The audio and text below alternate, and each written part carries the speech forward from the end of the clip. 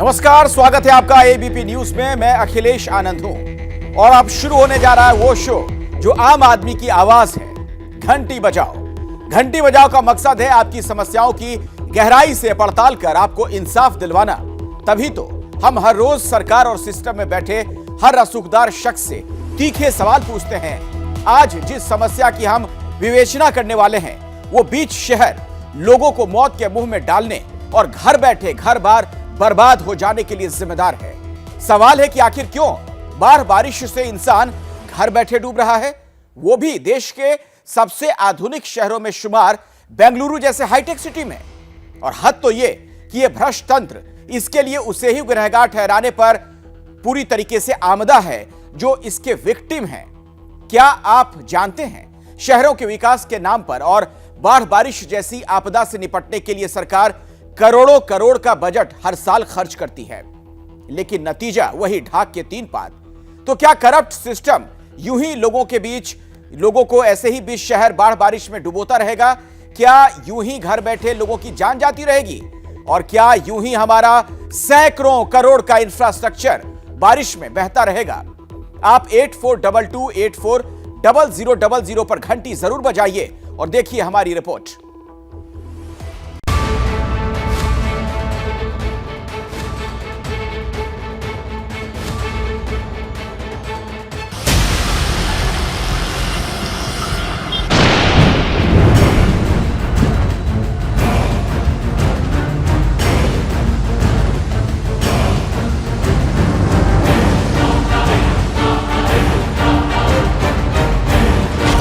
शहर में घरों में पानी, कैसी गलती घर में रहने वालों की।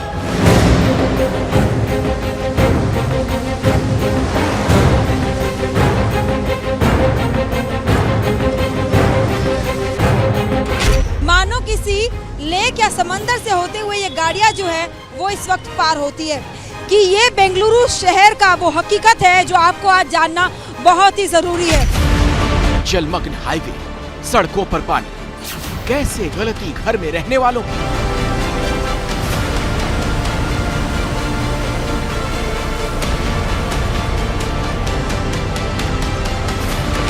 ये लेआउट जो आप इस वक्त देख रहे हैं ये एक स्टॉर्म वाटर ड्रेनेज पर बना हुआ है और करीब 40 घर ऐसे हैं जो कि उस ड्रेनेज वाटर के ऊपर ही बने हुए हैं। और जब डिमोलिश किया जाएगा तो क्या ऐसे में जो इसकी जितनी भी जिम्मेदारी होगी, क्या वो मिडिलमैन की जिम्मेदारी है?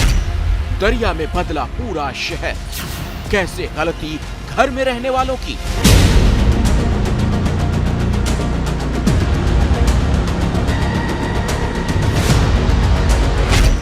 Strict action without any notices as you.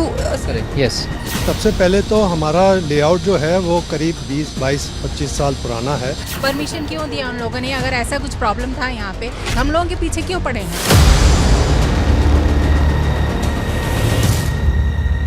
हम लोगों के पीछे क्यों पड़े हैं? और देश के साथ अपना दर्द बयां करती इस महिला का सरकार से ये सवाल बिल्कुल वाजिब है, क्योंकि इनके सपनों का घर तोड़ा जाने वाला है। हम लोगों के पीछे क्यों पड़े हैं?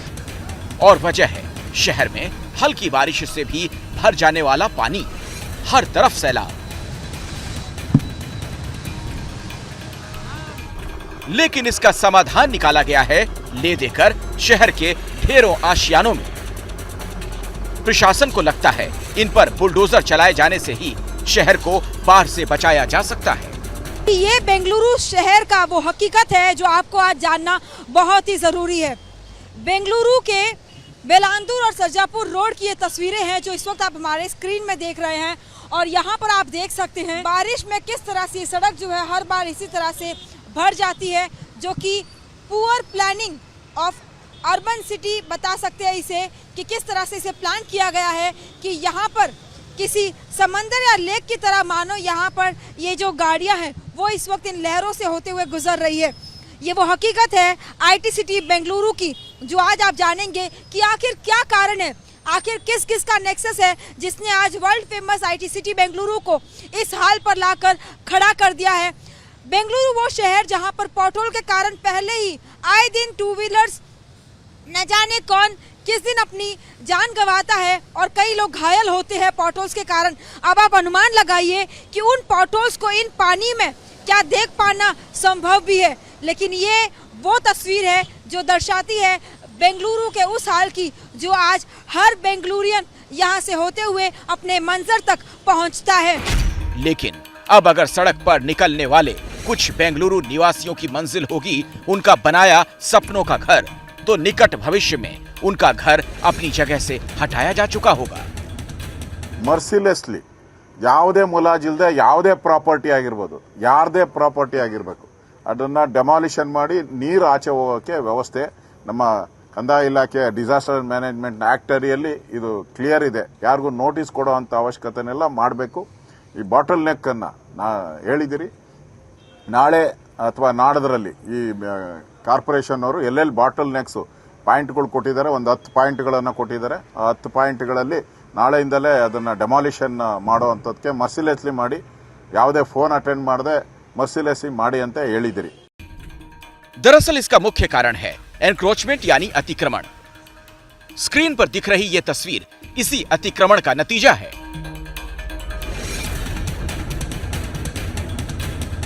सरजापुर रोड पर मौजूद रेनबो ड्राइव लेआउट हर दूसरे दिन ऐसे ही पानी में डूब जाता है।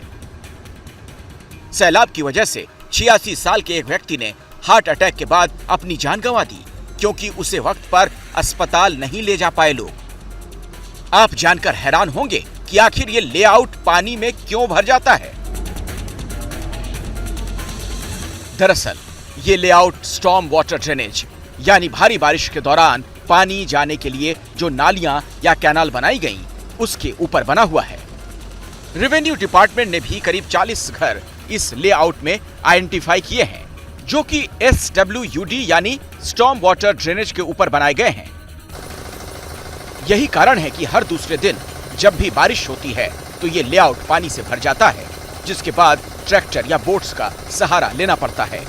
ये लेआउट जो आप इस वक्त देख रहे हैं, ये एक स्टॉर्म वाटर ड्रेनेज पर बना हुआ है और करीब 40 घर ऐसे हैं जो कि उस ड्रेनेज वाटर के ऊपर ही बने हुए हैं। और यही कारण है कि यहाँ पर इस तरह से ये पानी भर आता है, क्योंकि जब पानी को जाने की जगह ही नहीं होगी तो आखिर पानी जाएगा कैसे।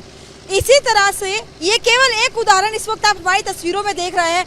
बेंगलुरु में ऐसे न जाने कितने ही घर और कितने ही अपार्टमेंट्स बड़े बड़े इस तरह से बने हुए हैं, जो कि लेक बेड को ड्राई लैंड बनाकर वहाँ पर बिल्ड किए गए हैं, या फिर ड्रेनेज वाटर जो कि जाने का रास्ता होता है वहाँ पर इस तरह की लेआउट जो है वो सेट किए गए हैं। ऐसे में सवाल अब यही कि जब पानी को जाने की जगह ही नहीं होगी तो जाहिर सी बात है कि पानी जो है वो शहर के भीतर घुस आएगा और बुलडोजर की कार्रवाई शुरू होगी इस रेनबो ड्राइव लेआउट से। यहाँ कई पॉश घर बने हुए हैं और घरों का निर्माण तो 20-22 साल पहले हुआ था, लेकिन इन लोगों के आशियाने पर गिरेगी गाज प्रशासन के भ्रष्टाचार की, जो घरों को बनाने की अनुमति के साथ कई दशक पहले शुरू हुआ।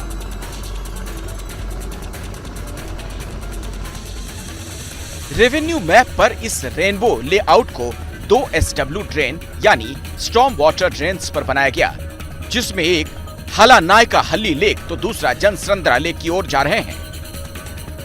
2014 में केआरपुरम के तहसीलदार ने नोटिस भी दिया था कि अतिक्रमण हुई इन प्रॉपर्टीज को हटाया जाए।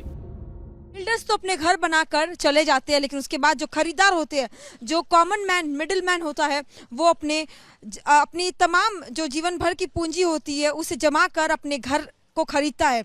लेकिन उसे ये अंदाजा नहीं होता कि आखिर जो घर है वो क्या वाकई किसी लेक बेड पर या किसी स्टॉर्म वाटर ड्रेनेज के ऊपर बने हुए हैं और भविष्य में उनके घर की हालत कुछ ऐसी होगी। इस बीच सरकार ने अब ये फैसला लिया है कि जो प्रॉपर्टीज वाटर जाने के रास्ते को रोकती है उन्हें डिमोलिश किया जाएगा। ऐसे में एबीपी न्यूज का सबसे बड़ा सवाल यही कि अगर इन घरों को डिमोलिश करना ही है तो आखिर इन घरों को बनने क्यों दिया गया। दरअसल BBMP यानी बेंगलुरु महानगर पालिका की हालिया रिपोर्ट के मुताबिक शहर की 204 झीलों में से 184 झीलों पर अतिक्रमण है, यानी सिर्फ 20 लेक सी एनक्रोचमेंट से बची हुई हैं। करीब लेक 6000 एकड़ की हैं, जिसमें 941.67 एकड़ पर एनक्रोचमेंट हो चुका है। वहीं सरकार अभी तक केवल 30 एकड़ पर ही इंक्रोचमेंट हटा पाई है। एबीपी न्यूज इन्हीं में से एक जगह पर पहुंचा, जो है रेनबो ड्राइव। और अब उस इलाके की तस्वीर से समझिए कि कैसे स्टॉर्म वाटर ड्रेन से शहर में भरने वाला पानी सरकार के मुताबिक झील में ना जाकर अतिक्रमण की वजह से शहर में ही रुक जाता है।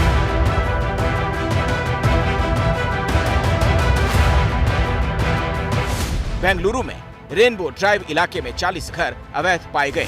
तो देखिए इनसे कितनी दूरी पर है ये झीलें। आप देख रहे हैं कुछ ही दूरी पर मौजूद हाला नायका हल्ली झील, और इसी के साथ जनसंद्रा झील भी यहाँ होनी चाहिए थी, जहाँ तक रेनबो से निकलने वाली स्टॉर्म वाटर ड्रेन्स पहुँचती हैं। लेकिन अतिक्रमण की वजह से गूगल मैप तक में झील नजर नहीं आती। आप डॉटेड लाइन से अंदाजा लगा सकते हैं कि यहाँ भी एक झील थी। सबसे पहले तो फ्रेंड्स ऑफ लेक्स के राम प्रसाद से जानते हैं कि कैसे साल दर साल बेंगलुरु में अतिक्रमण बढ़ा है, जिसका नतीजा ये है कि शहर में पानी भर जाता है। यहाँ पे तालाबों को इंक्रोच किया गया है, ट्रेन्स को इंक्रोच किया गया है, और इसकी वजह से आज आप देख रहे हो कि बहुत, यानी कि अभी बारिश भी बहुत ज़्यादा आ रहा है, मगर फिर भी बेंगलोर 3000 स्क्वायर फीट ऊंची है, ऊपर है। तो ड्रेनेज सिस्टम यहाँ पे बहुत बढ़िया होती है और होना भी चाहिए, मगर यहाँ पे ऐसा नहीं है। उधर प्रशासन का बुलडोजर भी तैयार है। The main, as per our survey, what we have found is the major cause is the main stormwater drains are encroached. So our surveyors have marked it out. This is the encroachment which have happened, which is actually causing the flooding onto the main carriageway. We are starting with the major affected areas, which is actually causing the problem. So step by step we'll cover all the areas.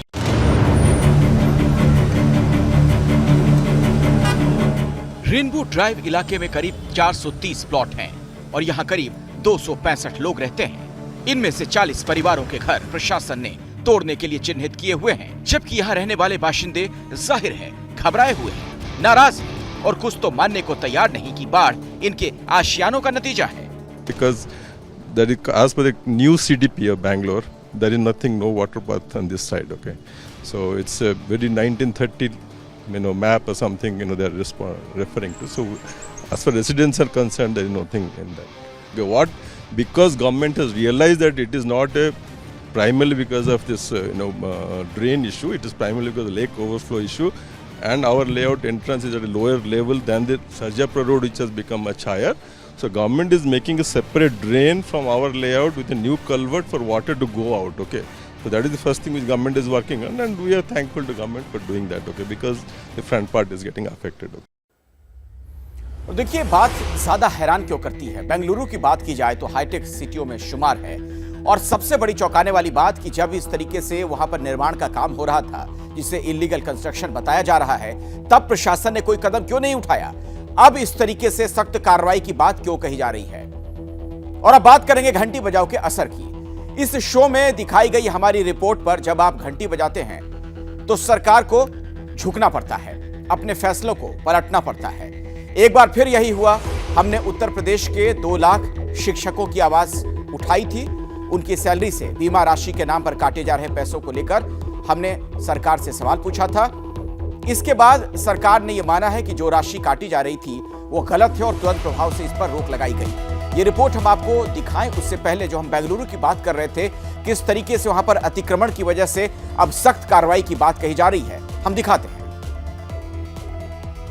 जहाँ तक हमने सुना है और government agency से ही सुना है, और उनके मैप्स वगैरह जो हम लोगों ने, हमारे लोगों ने देखे हैं, उधर में कोई कालवे नहीं है। अब ये लैंड जरूर इरिगेशन वाला लैंड था, तो इरिगेशन लैंड में ज़रूर लोग पानी डाइवर्ट करके इरिगेशन करते हैं, लेकिन इसका मतलब नहीं है कि मेन कालवे पास हो रहे हैं। परमिशन क्यों दिया उन लोगों ने अगर ऐसा कुछ प्रॉब्लम था यहाँ पे। फर्स्ट ऑफ ऑल ये राज कालवे जो भी कालवे हो तो कुछ भी नहीं है यहाँ पर। दिस इज, अगर ऐसा ही है तो जो लोग लेक ऑक्युपाई करके उसको भर के उसमें क्या कहते हैं, मतलब जानबूझ के वो लोग करते हैं, उसके ऊपर इतनी बड़ी बड़ी बिल्डिंग बनाते हैं। They should see them first, why are they after us, हम लोगों के पीछे क्यों पड़े हैं। what is blocking the water? It is Sarjapur Road which is blocking the water, not the house. What should be demolished? Demolish the Sarjapur Road. और अब सुनिए इस बीबीएमसी कमिश्नर का क्या कहना है। Already the Tahsildar has issued notices to them to produce any records to ascertain whatever they're claiming. But our survey records show there are two lakes, the major overflow canals which are there are passing through that particular layout. So we are taking steps to make that canal there. Have there been any notices from your side as well? Tahsildar is a competent authority because it's Raj Kalve comes under the revenue department. So already they have initiated the process.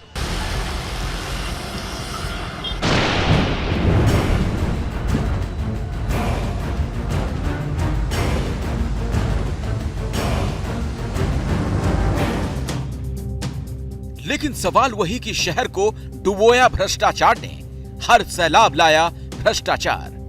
और अब इस बाढ़ का खामियाजा भुगतेगा एक आम इंसान, एक शहरी जो देता रहा टैक्स, लेकिन भ्रष्ट सिस्टम की सीमेंट से अनजाने में बनवा लेने वाला घर अब उस पर चलेगा बुलडोजर। बिल्डर्स अपना पैसा लेकर चले जाते हैं। ब्यूरोक्रेट्स और पॉलिटिशियंस का नेक्सस भी सीधे तौर पर सामने दिखाई देता है। लेकिन यहाँ पर अगर कोई इसकी सबसे ज्यादा प्राइस अगर कोई पे करेगा तो वो कॉमन मैन होगा। क्या जब डिमोलिश किया जाएगा तो क्या ऐसे में जो इसकी जितनी भी जिम्मेदारी होगी, क्या वो मिडिल मैन की जिम्मेदारी है? ये एक बड़ा सवाल। और इन तमाम घरों को आखिर डिमोलिश अगर किया जाएगा तो क्या सरकार इसका कॉम्पनसेशन पे करेगी? और घंटी बजाओ की एक खबर का कैसे बड़ा असर हुआ है, जिसका जिक्र थोड़ी देर पहले मैं आपसे कर रहा था। अब आपको वो रिपोर्ट दिखा देते हैं।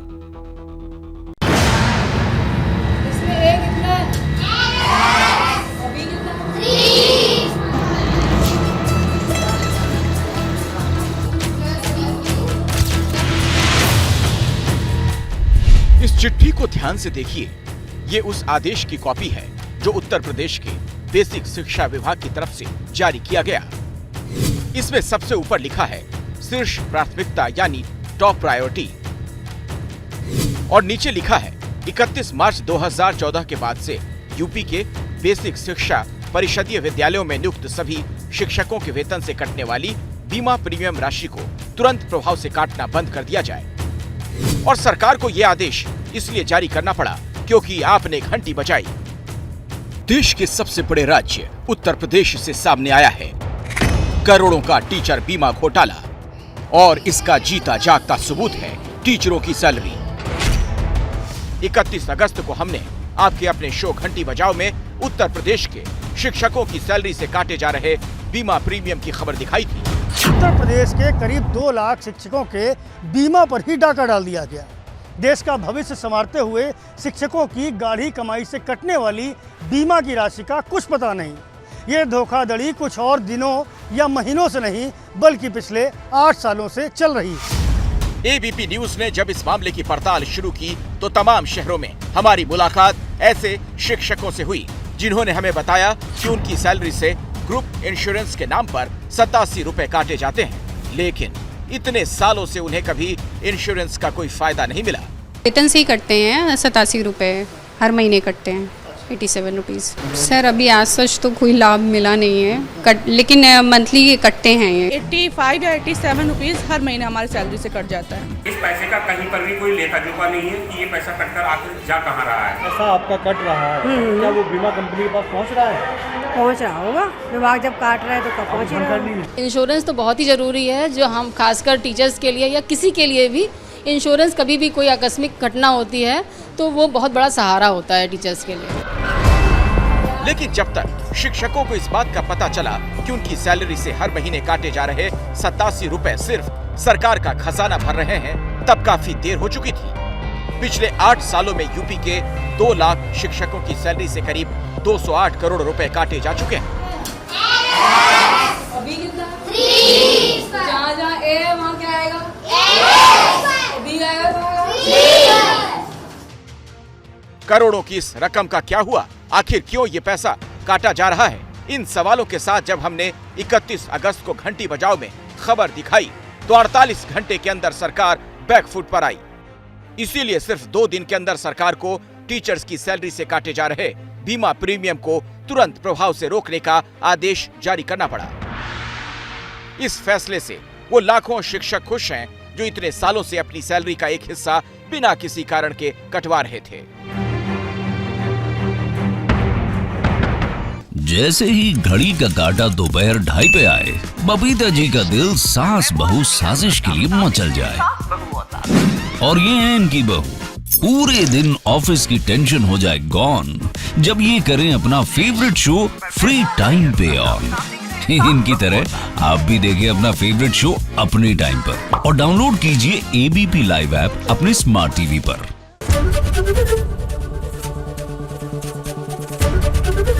एबीपी न्यूज आपको रखे आगे।